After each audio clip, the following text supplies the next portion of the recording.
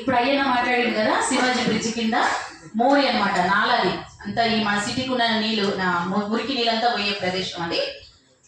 అక్కడ గుడి చేసుకుని ఉంటారు వీళ్ళు. వీళ్ళ దగ్గర ఉండే ప్లాస్టిక్ సామాన్లు కొన్ని సేకరించిన ప్లాస్టిక్ సామాన్లన్నీ కొట్టుకుపోయి వీళ్ళు చాలా బాధల్లో ఉంటారు. రెండోది వీళ్ళు అక్కడ చెత్త కాగితంలో ఏరుకొని అక్కడ గుడిసెలు వేసుకొని ఉంటారు అనమాట. ఆ గుడిసెలో ఒక ఆమె వచ్చేసి రీతు సింగ్ అనేసి ఆమె నెలకు 2,500 వసూలు చేస్తుంది వీళ్ళ దగ్గర. వీళ్ళు కరోనా టైం వచ్చినప్పటి నుంచి ఇప్పుడు వాళ్ళకి కూడా చాలా హెల్త్ ప్రాబ్లం ఉండి వాళ్ళు చాలా, ఒక ఆయనకైతే యాక్సిడెంట్ అయ్యి కాలు ఇరిగి ఒక 6 నెలలు వాళ్ళ ఊరికి వెళ్ళిపోయిండు.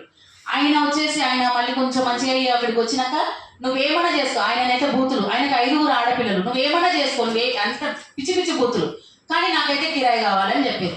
6 నెలల కిరాయి కట్టలేక ఆయన బతిమాడడం, వీళ్ళు చూసి అయ్యో ఆయనకు తక్కువ చెయ్యమ్మా అని అడిగితే మీరేంది మాట్లాడేదని ఇంకా ఏకంగా వీళ్ళకి కూడా 500 రూపాయలు పెంచడం జరిగింది. పెంచేస్తే మేము కట్టలేము, అంత కట్టలేము, ఇంకొక 500 తక్కువ చేయి అని చెప్పి వీళ్ళు అడుగుతా ఉంటే వీళ్ళ మీద రౌడీలను పెట్టేసి వచ్చి ఒక 6 రౌడీలను పెట్టి అయ్యాయనని చంపేయాలని చెప్పేసి రాత్రితో రాత్రి వచ్చి ఆయనని ఇబ్బంది చేయడము.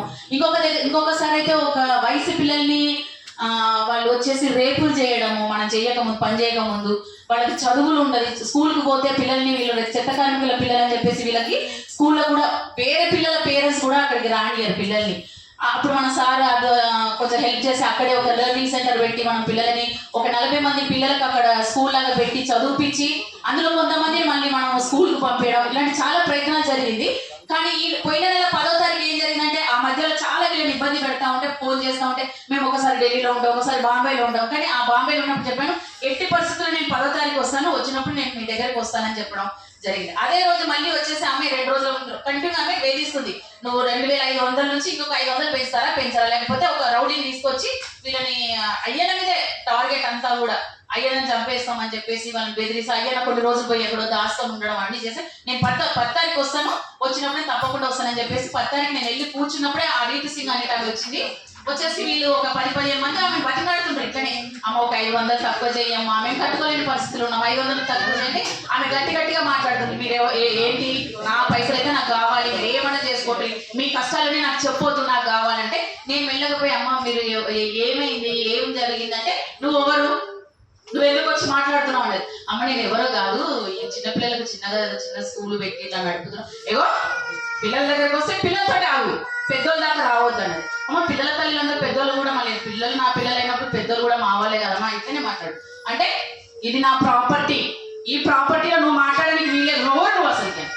అమ్మ నా పేరు పులి కల్పన, నేను దళిత బహుజన ఫ్రెండ్ సంఘం నుంచి వచ్చినానమ్మా, ప్రాపర్టీ కోసం కాదు, ఈ మా వాళ్ళు ఏదో బతిమాడుతుంది మీరు ఏదో మాట్లాడుతుంటే నువ్వు ఎవరు అని నేను చెప్పాను కదా పులి కల్పన డీపీఎఫ్ నుంచి.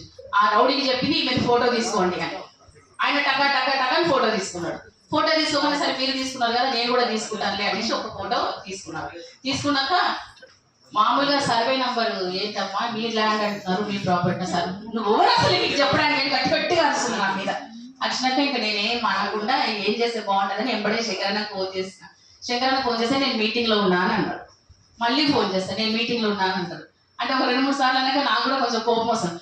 మీటింగ్లో ఎవరి కోసం ఉన్నారు, అయ్యనని మర్డర్ చేస్తా అంటున్నారు, మీరు బయటకు వచ్చి మాట్లాడండి అని గట్టిగా అనే వరకు ఈమె ఎవరో కొంచెం వాయిస్ పెంచింది అనేది ఆమె ఏం చేసింది, బండి తీసుకొని వెళ్ళిపోతుంది.